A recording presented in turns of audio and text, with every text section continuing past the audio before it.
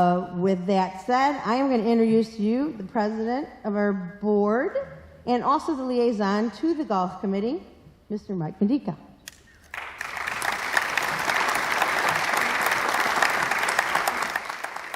I want to thank you all for attending tonight.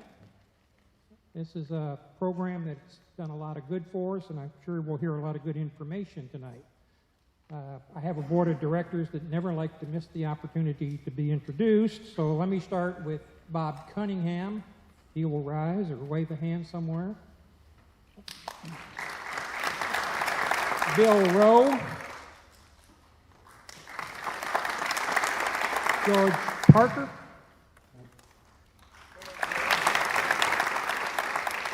Tom Weiss. And you've already met us, Marcy and myself. And one more thing. Oh, yes. Excuse me, John. John Weidert's out there too.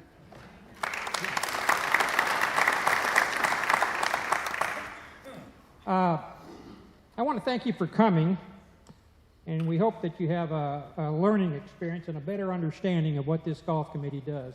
I've been associated with it for 2.5 years, and I'll tell you, they do a lot of hard work. They work very well together and trying to make your trip on the golf course, your round of golf, enjoyable each and every day. And with that, I'll introduce Mr. Ray Metz, who is the Director of Club Services.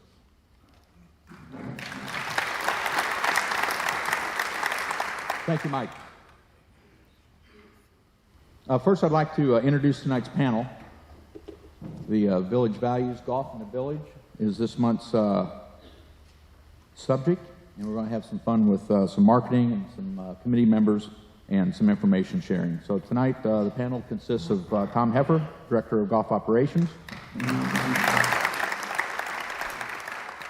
Grover Scarborough, Chairman of the Golf Committee, Rhonda Haynes, Vice Chair the Golf Committee, John Schrage, Secretary, Golf Committee, and Jack Berry, Member of the Golf Committee and President of the Hot Springs Village Junior.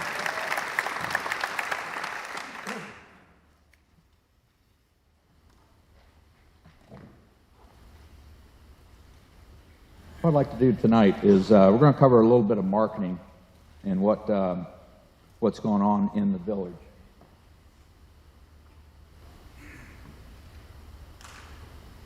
And the first question I want to say is why? Why is there a golf management company managing your golf courses at Hot Springs Village? Why is someone from outside coming in and supporting the courses, supporting the committee, and doing what they do? And the question is why? And obviously a lot of rumors, imagine that, rumors in the village, on what's going on and why they're here. So what I'd like to do is get this correct. Can everybody hear him? No? All right. Is that good? It up towards you and then kind of eat the mic. Eat the mic. I just had cookies. So again, to assist with quelling any rumors throughout the village, first thing I want to do is go through and say why. Again, why is there a golf management company managing your golf courses and supporting the golf operation and the golf committee here at Hot Springs Village? This graph here shows a little bit of what the reality looks like. 2005, there's 351,000 rounds of golf played throughout the golf courses in the village. 2014, 247,000 rounds of golf. 10-year span, it's 100,000 rounds of golf decrease throughout the village. And yes, golf is on decline nationwide, but not many places and not many ownership groups have 8 golf courses. So a 100,000 drop in rounds is pretty drastic. And it was a slow decline, a few thousand each year, keeps dwindling and dwindling and dwindling. And at one point, the board kind of stopped and looked backwards. And when they looked at the last 9 years, it actually was 100,000 rounds of golf. So thus, the decision, let's bring in a golf management company, let's see how someone can assist us to kind of change this trend. So they went through the process. Troon Golf was the selected company. Troon was selected on behalf of their strength of marketing within the golf industry and the recognition of their brand. Now last year, I didn't put 2015 on here, but last year another decline. And that occurred in the first 6 months of the year. Remember last year, winter, snow, ice all winter, and then here comes spring and it rained. We were on cart paths for 5 straight months. Yes, rounds did decline. What I'm proud to say is when the weather turned around in June through December of last year was flat. The rounds of golf played in June through December of 2014. So this decline year over year over year kind of bottomed out for the village. A lot of good reasons for that. But again, rounds were flat. 2016, June financials haven't been distributed yet, but through May, through 2016, rounds are up 15,000 rounds, representing 21% increase. Again, a lot of that's due to weather. But the point is, 2012 is the only year since 2005 that rounds actually increased over the previous year. So it's been a slow decline, but when you stop and look back, it's 100,000 rounds of golf. So Troon was hired to fill those 100,000 rounds of golf. Troon is the largest management company in the world.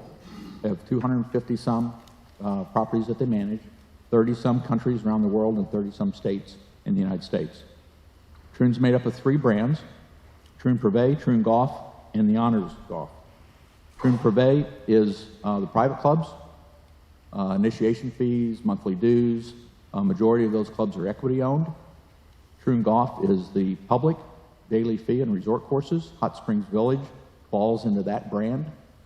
And Honors Golf is a portfolio of about 18 to 20 golf courses in the southeastern sector of the United States. Honors Golf basically is 3- and 4-star clubs.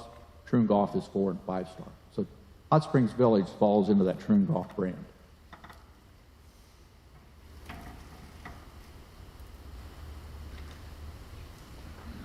I'm sure everybody knows Troon is based in Scottsdale, Arizona.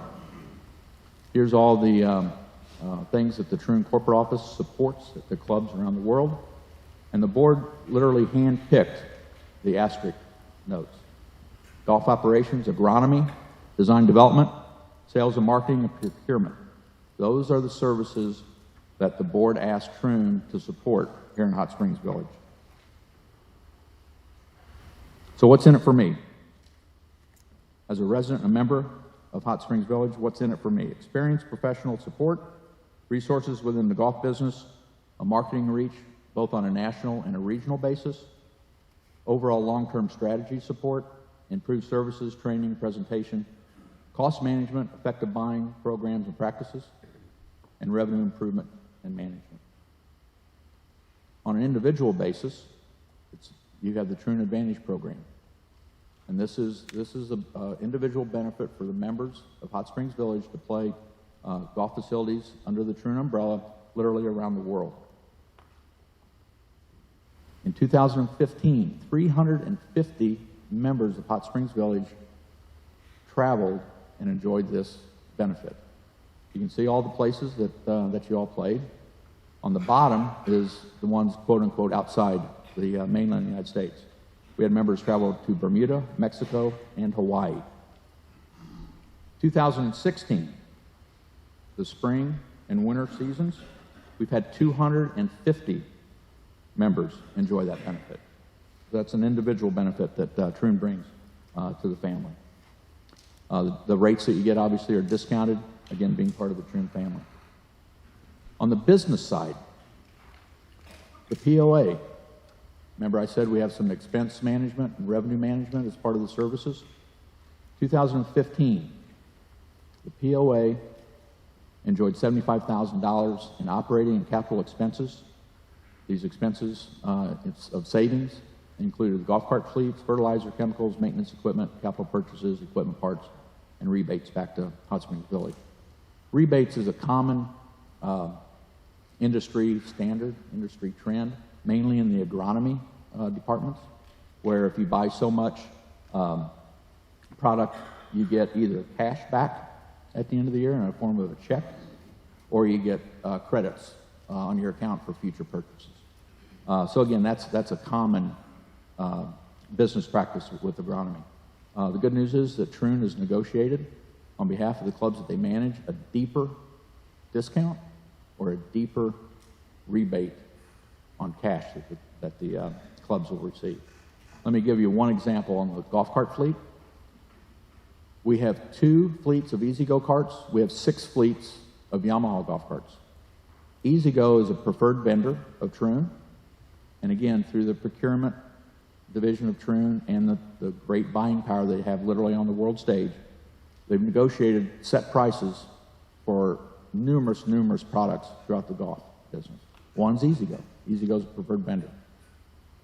There's a brand new, well, it's 1 year old now, but there's a brand new fleet, 75 fleet of golf carts at Granada Golf Club. It's the same fleet that you've been buying for years and years. Again, we have 2 fleets of Easy Go, 6 fleets of Yamaha. Last year, when we purchased that fleet of Easy Go carts, because the PO said Troon Managed Facility, Hot Springs Village, we received a $4,000 discount on that fleet of golf carts. In 2016, again, going halfway through the year, the discounts that the POA has received is $66,000 in expenses. Revenue. Again, twofold support. Expenses on one hand, revenue on the other. Golf packages. 2015, we were just under 5,000 rounds of golf produced through our golf package sales. That represented a $64,000 increase in revenue over 2014. Corporate and charity events, the second part of the public sector of marketing. 2015, $44,000 increase over the previous year. In 2016, again, through June, our golf package revenue is $12,000 more than last year, and our corporate and charity events is $14,000 more than last year. So these are two sectors of the public marketing and the public sector of golf. Golf packages, husband, wives, couples, buddy trips, and charity and corporate events, and the third portion of that is individual play to the public, so the twosomes and the foursomes. In 2016, Golf Now has gained access to inventory on their tee sheets, live tee sheets with Total E. Golf Now is a preferred vendor of Troon. Golf Now is the largest online booking engine in the United States. In 2016, again, halfway through the year, over 500 rounds of golf have been purchased on these things through Golf Now. That's $22,000 worth of business that the POA has gained selling golf to the public through mobile devices online. 4th of July weekend, over 60 rounds of golf were played. Again, all this is around the member play. All of the league plays on the golf courses, all of them are reserved on the tee sheet, all the scrambles are on there, all the lottery requests are in. Playing golf throughout the day, morning tee times, afternoon tee times, the twilight's a huge success for you and for us. A company member guest, everybody's on the golf course. So these tee times that are coming through golf packages, maybe not so much charity because they're mainly on the weekends, and the public with Golf Now. It's all around the members' needs and members' requirements. Remember that first slide, there's 100,000 rounds of golf that are empty. And the case in point is with the business, Golf Now, every time someone outside the gates makes a tee time through Golf Now and buys that tee time online, the management team gets a email notification. Yes, it shows up on our tee sheet, but we also get an email. 2:30 this afternoon, Tom and I got an email. There's a foursome playing Granada tomorrow morning at 7:30 in the morning, paying $89 each to enjoy Granada on a Friday morning. At 2:30 in the afternoon, there is a 7:30 tee time still available that, again, the members didn't pick up or didn't request through the lottery or didn't go to the golf shop or call tee times and book the tee time. That tee time was sitting there available, and someone clicked on that Golf Now, saw the tee time, and are paying $89 a player. Again, 100,000 rounds are sitting there empty, and we're trying to sell a round. So that's some great stats right there, and perfect timing for tonight's meeting. Let me, if I may, go into some marketing. And this is the thrust of Troon. As part of the marketing plan for Hot Springs Village, Troon Golf is driving awareness to the public player outside the gates and promoting the availability of courses to tourism market both on a regional and national basis. Hot Springs Village is now marketed as one destination with 8 golf clubs to enjoy. The marketing campaign includes email, print advertisement, press releases, and direct mail. Last year, 1.2 million impressions was sent out through the United States. Awareness of Hot Springs Village and the great golf that we have to offer. And again, all this is around the member play. For those that may not understand, marketing impressions is what someone saw. So when you see an advertisement in any magazine and you see a name brand or you see an advertisement, that's an impression.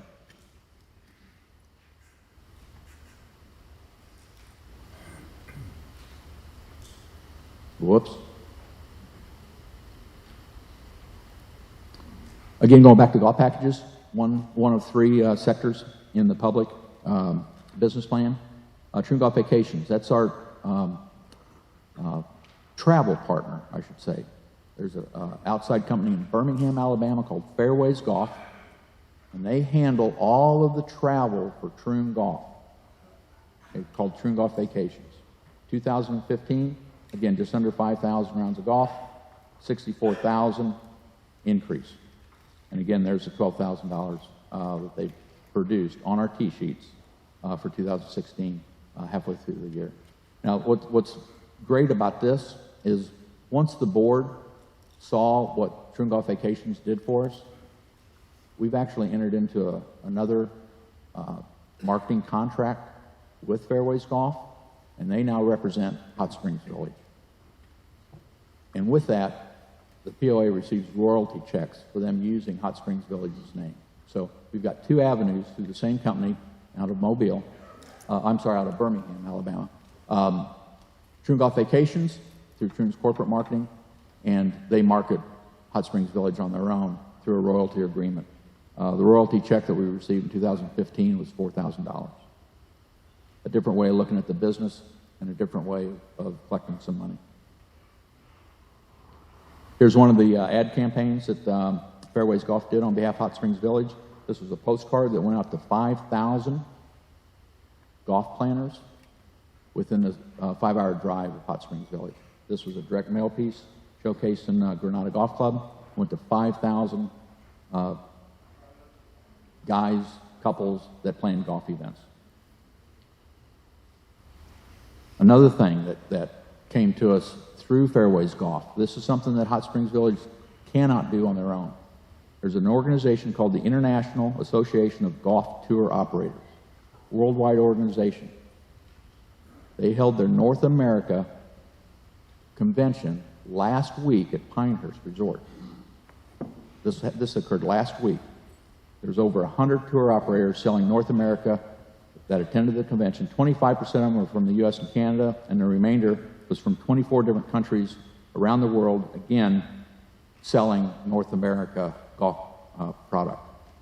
The convention is open only to golf resorts, golf clubs, hotels, ground handlers, and other golf tourism suppliers from the United States, Canada, Mexico, Latin America, and Caribbean. Fairways Golf was there. Here's the marketing piece that they handed out at their booth to 100 tour operators around the world. And this one's a little fuzzy. Right in the middle, there's a red dot on Arkansas. And it says, exclusive golf offering, Troon Golf managed Hot Springs Village.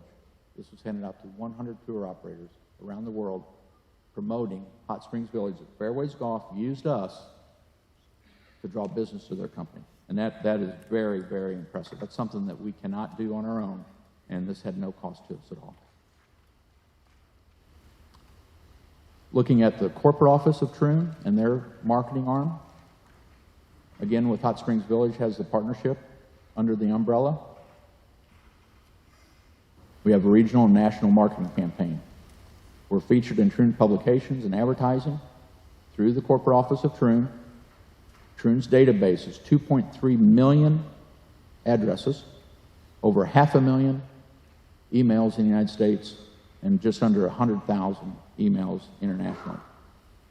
We have a feeder market that is all the states around Arkansas: Texas, Oklahoma, Kansas, Missouri, Tennessee, Mississippi, Alabama, Louisiana, and obviously ourselves in Arkansas.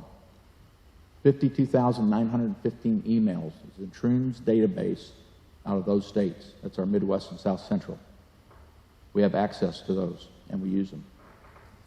The customer that plays Troon facilities, 75% have a household income of $100,000.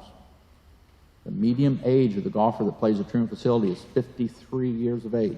That is exactly the market that we want for real estate in Hot Springs Village.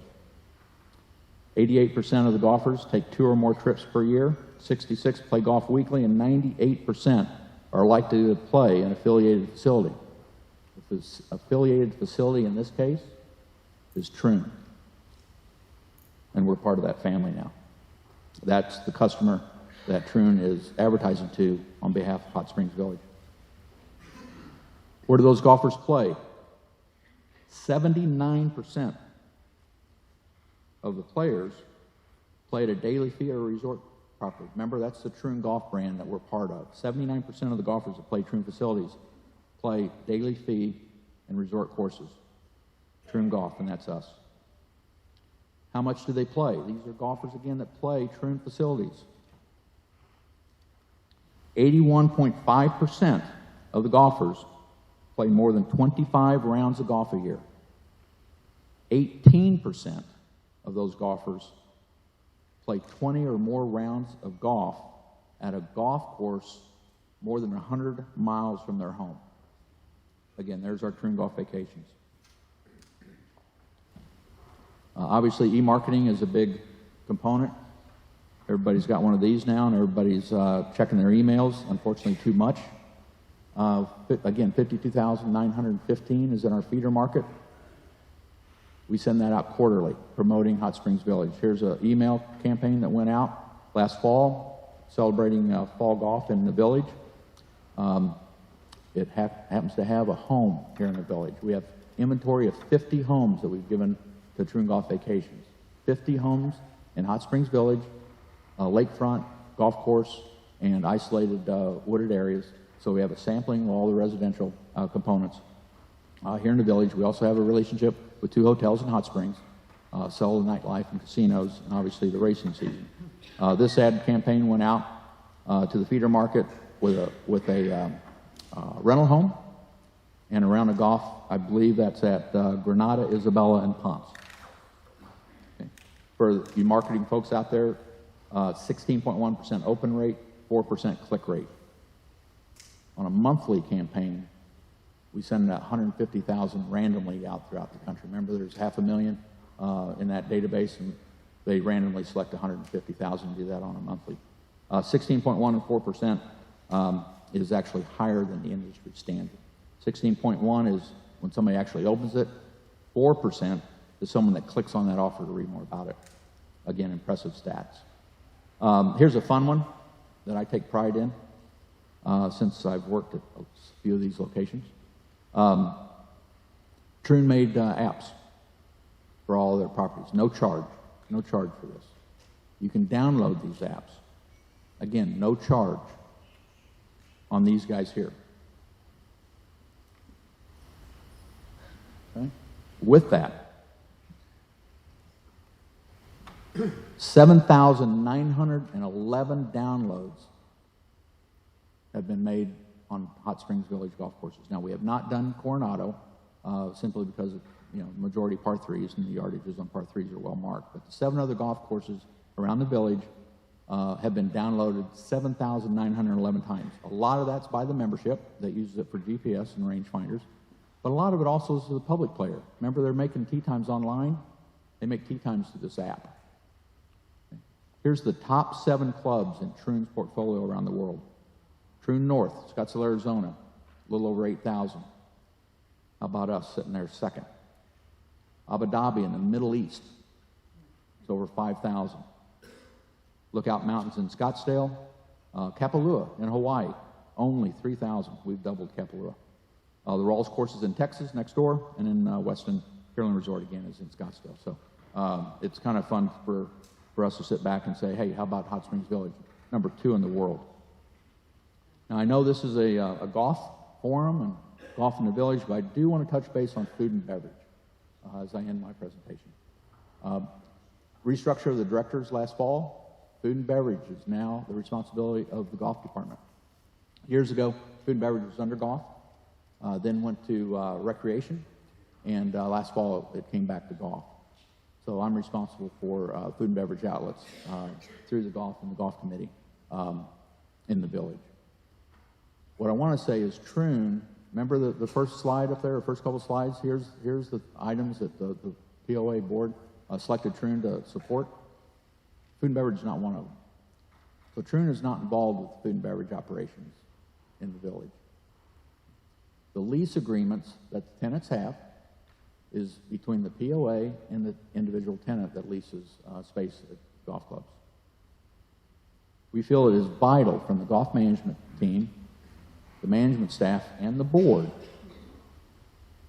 to support the flex pricing of the membership, which is in place now, and to support the public marketing efforts. It is vital for a consistent level of food and beverage to our members and guests. And as the lease agreements have expired, we've requested that those tenants are open for breakfast, lunch, and dinner to serve our members and their guests. The POA has honored every lease agreement until it came up for renewal, and at that point in the contracts, we made it mandatory that the tenants at our upper tier clubs are open for breakfast, lunch, and dinner to serve our members and the guests. When the clubs are open, not just half of it. So we want the entire club to be open, the lights on, and food and beverage service to our members and guests. Obviously, Cortez, Granada, and DeSoto have new tenants this year that are aligning their services with the service standards now that's throughout the village.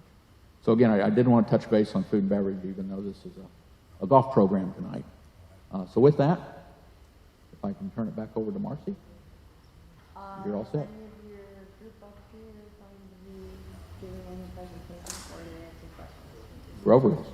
Rover's up. Very good. Thank you, ladies and gentlemen. Thank you very much.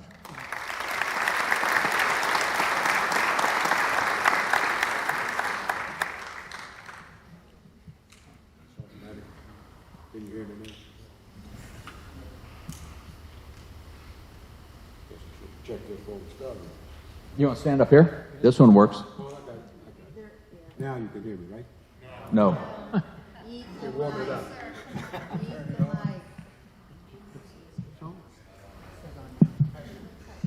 Hello, hello. Yep. Yes. All right.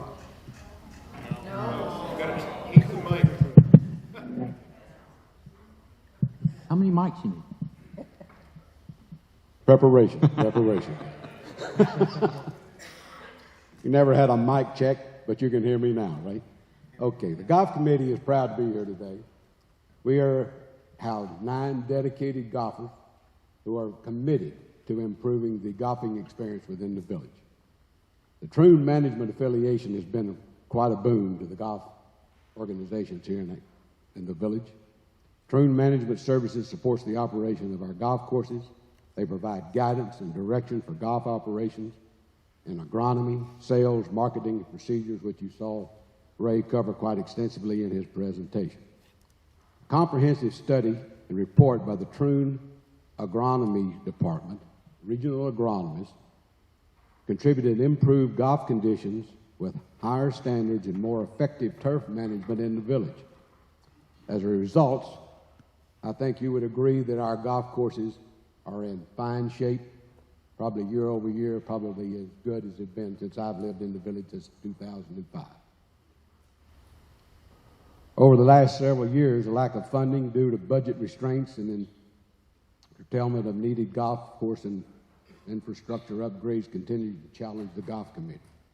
However, we have made progress due to the dedication of our members. Rhonda Haynes will speak on the idea of our Adopt a Hole program. Rhonda is also chairman of Hot Springs Handicap Committee, which is a requirement if you're in the Arkansas Golf Association for our GEN system. And she is a tireless worker in the Village Golf for Village Golf and the Women's Golf Leagues. John Schrage, he is our committee secretary. He will address the state of golf throughout the United States and provide some details on the committee's efforts and guidance to improve revenue and increase rounds in the village. We're especially glad today to have Jack Berry. He's on our committee, but he is also the president of the Junior Golf Program. The Junior Golf Association is probably one of the largest junior golf programs in the state of Arkansas. Jack and Bill Veal have contributed countless hours in support this outstanding program. And Jack is here today to give us a little update on what the progress has been throughout the year. Now I want to turn the mic over to Rhonda. I hope yours works. Okay, is this working? Yes. Yay, okay. I'm going to talk to you about a couple things. One of the first things I'd like to talk to you about is the Adopt-A-Hole program. We started the Adopt-A-Hole program, let's say we revived the Adopt-A-Hole program a couple of years ago after it had been stalled for a few years. And in a nutshell, the Adopt-A-Hole program is created to recruit volunteers to help go out and maintain an adopted hole. And by maintaining, they go out and they sand divots in the fairways and on the tee boxes and repair the ball marks on the greens.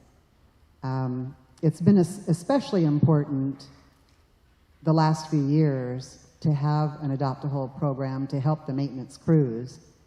That frees up their time for them to be able to do other things on the course to keep it in really good shape. And we've never had, at least since I've been here, an overabundance of maintenance crew members, so they're appreciative of anything that the Adopt-A-Hole volunteers can provide. Each course has a golf committee person assigned to the course as a liaison. And the liaison stays in touch with the volunteers and the superintendents of their assigned course. And we do that in order to keep the Adopt-A-Hole program productive and always moving and always, supportive of the crew. We have some really dedicated volunteers. Do we have any volunteers here tonight for the Adopt-A-Hole program? All right, could you please stand so we can see how many you have, how we have here?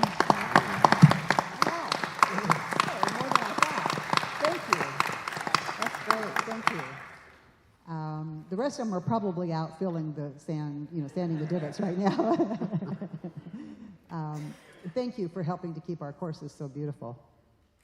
We've supplied buckets and scoops to the volunteers, and we've also created guidelines so that the volunteers and the people in the pro shop and the marshals are all working together and knowing what's going on. We ask our volunteers to let the pro shops know when they're going to be out, and everything just seems to be working well because we have actually, like I say, written guidelines that really help everybody, and everybody knows what's expected of them, and most of them go above and beyond what's expected of them.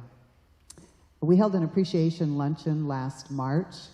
It was really nice because many times our communications with our volunteers is by email, once in a while by phone, but mostly email. So the appreciation luncheon was great because we could get together with our groups face to face and bond a little bit and just let them know how much we appreciate their support and the efforts that they've provided. We currently have approximately 215 volunteers for the 8 courses. And while some courses have more than others, it just depends on how those volunteers want to sign up for what course and what hole. That's an average of about 26 volunteers per course. We could always use more volunteers, so if there's anybody out here tonight that wants to sign up, see me after the meeting, or you can go online to the HSV website under the golf tab and look for the Adopt-A-Hole tab and sign up that way. And then once you sign up online, one of us, depending on what course you've signed up for, will contact you and help get you going. Now I want to just kind of talk about a little bit different subject, and that's the handicap committee. Our authorization to use the USGA handicap system is contingent upon us having a license in place, of which I know of about maybe 4, maybe more here in the village. So we're covered there. And we're required to follow the procedures of the USGA handicap system. Each club is required to appoint a handicap committee. And in our charter for the committee, our purpose is to ensure the integrity of each handicap index that the golf department assigns. As a chair for the handicap committee, I hold an annual meeting and appoint the committee members each year. And basically, by appointing, I request a representative from each of the golf associations come and be that association's representative and a member of the handicap committee. And the committee is comprised of our golf pro and the chair and representatives from each of the associations like the MGA and the WGA 18, WGA 9, Couples League, Duffers, any golf association that we have here in the village. We'd like to have a representative present. We also invite the liaisons from ASGA and AWGA to sit in on our handicap annual meetings. Basically, the purpose of the annual meeting is to go over the guidelines for resolving handicap issues should they arise. And there is a procedure in place for each association to try to resolve their own issue first, gather the information, try to resolve it. If they can't, then they bump it up to the handicap committee, along with the research that they've done and along with their recommendation as to how they want it to be handled or wish it to be handled. And then the handicap committee would get together and review it, gather more data, possibly interview the person, and help make a determination. I'd like to actually recognize and send out a big kudo to Jim Arnold. He's a past handicap chairman. And the reason I'd like to do that is because he was very instrumental in drafting and creating the organized process that we have in place today. And I'm proud of that process that we have. And just to brag a little bit about it, our committee meeting this year was attended by a state representative, and our committee is used as a model this year for the rest of the state. So we're pretty proud about that. I think that's pretty much covers the handicap committee and the adopt-a-hole. Thank you.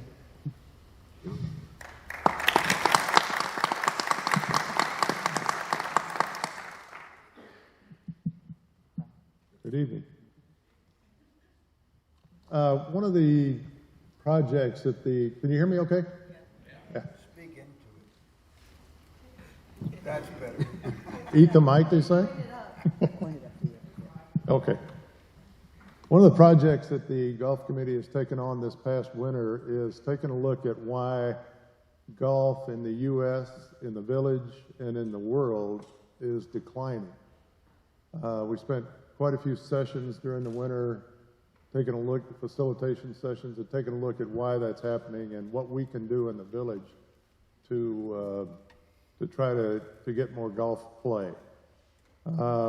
In the U.S., I'll give you just a few stats, and then I'll get into some of the issues that we presented to the golf department. The number of golfers in the U.S. is down 24%, about 1.1 million since 2002. The number of golfers today is lower than it was in 1990, even though the population of the U.S. has increased by 27%. In 2013, 160 golf courses shut down and 14 opened. So it's not a very good trend. 2015 was the 8th straight year that more golf courses closed than opened. And one of the kind of alarming statistics, I think, for the future of golf is age 18 to 30 golfers are down 35% over the last decade. So not as many kids playing the game of golf as there used to be. Now, why is that happening? There was quite a few reasons, but probably the top three are golf is expensive. By the time you buy the clubs, take lessons, pay the green fees and card fees once or twice or 4 or 5 times a week, golf isn't the cheapest thing in the world to play. It's also not the easiest sport that any of you have ever played. I've been at it for 50 years and still don't have a handle on it. It's time consuming. If you're going out to play 18 holes of golf, you leave an hour early, you get back after a few pops at the bar, you know, you've spent the majority of a day. So it's a time consuming 18 holes. Let's talk about in the village. In 2005, the golf revenue was $6.5 million. And 10 years later, in 2015, golf revenue was down $750,000 from where it was in 2005. 67% of our golfers play 10 rounds or less per year. And 90% of our golfers, those are golfers, not just villagers, golfers. 90% of the village golfers play 50 rounds or less per year. So you can see why, you know, when we started doing research in that and saw these statistics, that we just didn't want golf. We wanted to do our best to try to get as many people out to play golf as we could. And obviously to increase revenue in the golf department with the goal of eliminating or at least reducing the subsidy that the POA subsidizes the golf department. So I'll go through a few things that we recommended to the golf department. It's not an exhaustive list. It's not everything that we recommended, but a few highlights. Local marketing. You know, we thought Little Rock, Hot Springs, Benton, and Bryant would be excellent local communities to sell village golf. So the golf department has hired a marketing director who has the responsibility to market golf in the village to these local communities. We've had, the golf department has had good success with golf clinics, so that was one of our recommendations, either to continue those and even enhance those to the extent that you can. More driving on the courses. Many golfers won't play if it's cart path only. I've played with people who wouldn't play if it's cart path only. A few weeks ago, I was at Granada checking in, and there was a foursome checking in ahead of me. They found out when they got it, obviously they didn't check their computer at home, but when they got to the little sign on the counter that said it's cart path only, they checked out. They walked away. They didn't play. So what we'd like to do is, instead of going out and closing the golf course in the morning, take a closer look at the holes that really need closing for carts. Even some of the holes may be just a small area that's wet. So you could put pylons or ropes or whatever around those so that more golfers will play, because they know that the superintendents are doing their damnedest to open that hole to carts if possible. Okay, so another allow 9-hole play in the morning. Oh, and one thing I left out is more driving on the courses, including par 3s. We're looking at that one too. Not a heck of a lot of people need to drive on a par 3, but there are some. You'll see them driving on Coronado quite a bit, so we're looking at that also. Allow 9-hole play in the morning. Up until recently, you've been able to make 9-hole tee times morning up, right? Now the golf department has extended that to the day before. So if you want to make a tee time for 9 holes at Balboa in the morning, you can go on and make that afternoon the day before. So a lot of folks just don't want to or can't play 18. So we're trying to open it up a little more for 9 holes in the morning. Big holes. Let me have a show of hands as to who's played the big holes at Coronado on the weekend. Quite a few. It's probably not something you want to do every day, but I've played it several times and had a blast. But that was one of the suggestions. The golf department did cut the big holes for the month of April on the weekends. The weekends at Coronado was the lowest revenue and rounds played of any day during the week. So they started cutting the holes in April on Friday around noonish, I think, right? Yes. And had the big holes, 15-inch holes. Everybody know what I'm talking about? They're 15-inch holes, about that big or so. So they cut them on Friday, played them through the weekend. It was just a test period for the month of April, and it turned out so well that they extended it to May. May turned out so well that it's now extended through August.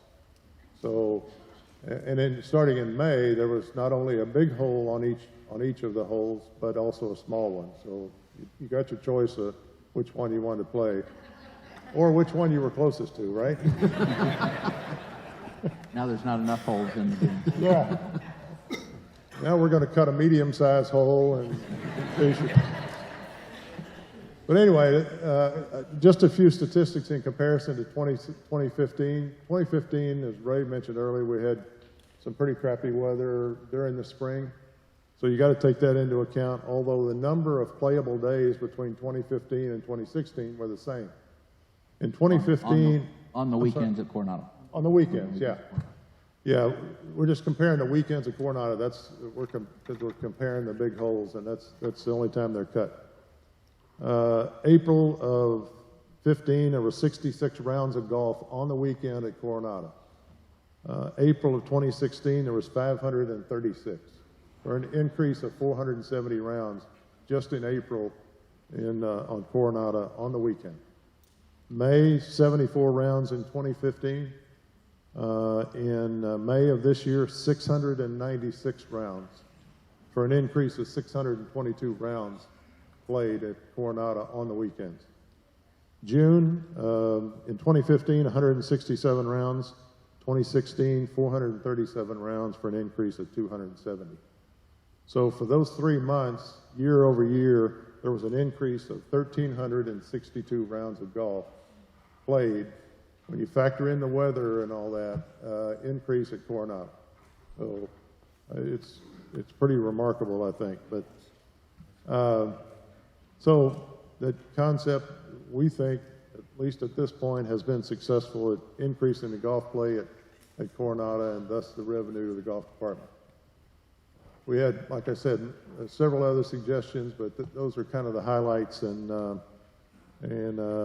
your committee will continue to look at ways to improve the golf experience for our members and the guests, and to get more people out on our beautiful courses. That's all I have. Jack?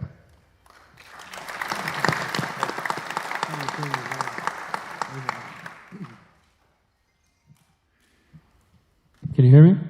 Very good. We are in our 19th year of junior golf, and we have a little over 200 kids registered this year, which is actually down from previous years. Each week, we have, on the average, of 105 to 110 kids who participate, which means it takes a lot of volunteers to make this program successful. The program is for kids 8 through 18. It's a cost of $35 for the summer, and then when they play their round of golf, it costs them $4.26 every week. We run our program every Wednesday and Thursday during the months of June and July, except for this week, July 4th. We take this week off. On Wednesdays, the kids get instructions. The 5-hole kids get it at Magellan. The 9 and 18 holers go to Granada. Now, it takes a good number of volunteers to help instruct. If you want to help us out, which would be very much appreciated. Please see me after, and I'll sign you up. If you play golf, you know enough to help us. You'll know more than the kids, because a lot of these kids are complete beginners. So we're always looking for more instructors. We never seem to have enough. Our program concludes the last Wednesday and Thursday in July with a 2-day tournament, followed by a picnic. The picnic is free to all the kids and to all our volunteers. We divide the group up by ability into either 14 or 15 flights. Each flight, 4 awards are given out.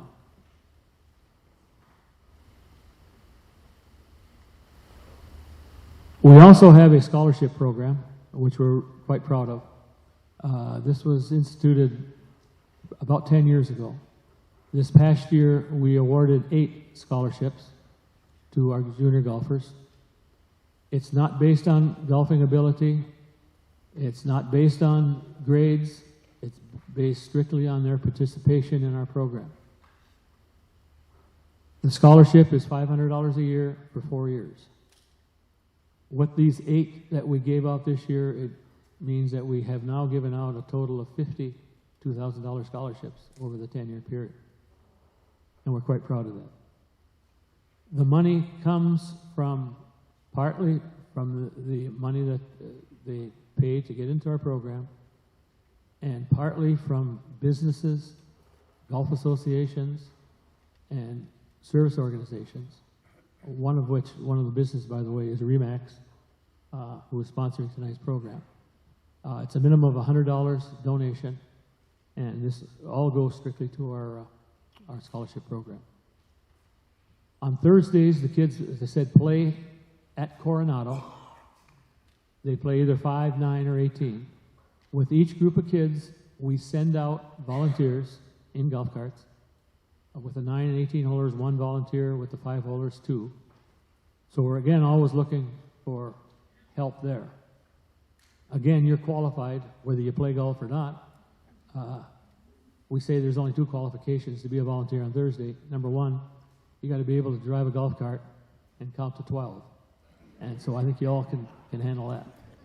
So again, if you want to help us out on Thursdays, see me again after this, and I'll gladly take your name, and we'll put you to work. Thank you.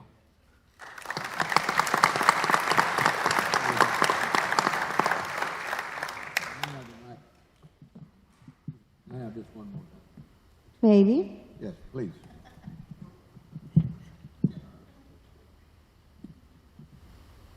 All right.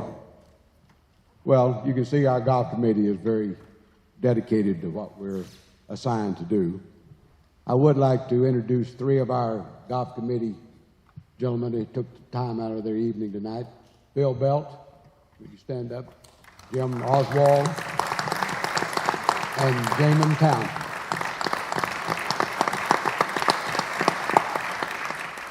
Joe Johnson and Roger Whitford could not be with us tonight, but one of the main things we wanted to get out of this meeting was the thing that we want to improve the communications between all of the golf departments, the golf committee, and the members of the POA of all of the property owners. There's one thing that's probably never used. As a matter of fact, it hasn't been used because it hasn't been working for the last 3 years. That on the HSV POA website, you can go under governance, go down to the committees, click on golf, you pull up the golf web page, and there's a little highlighted thing says, email the chairman of the golf committee. And you click on that, and it will take you to a website where you can send an email. If your computer is not set up to automatically send emails, the website is, and I know you're going to remember this, but it is GC, golf chairman, chair at hsvpoa.org. And when you write an email, any of your suggestions, expletives deleted, you can send them to me, and I will make sure that we get you an answer if you have a question. If you have a suggestion, I want you to understand it will be reviewed and we'll see if we can implement it. And I'm certainly waiting to hear a lot of emails. Take care, and we really enjoyed being here. Thank you. Thank you.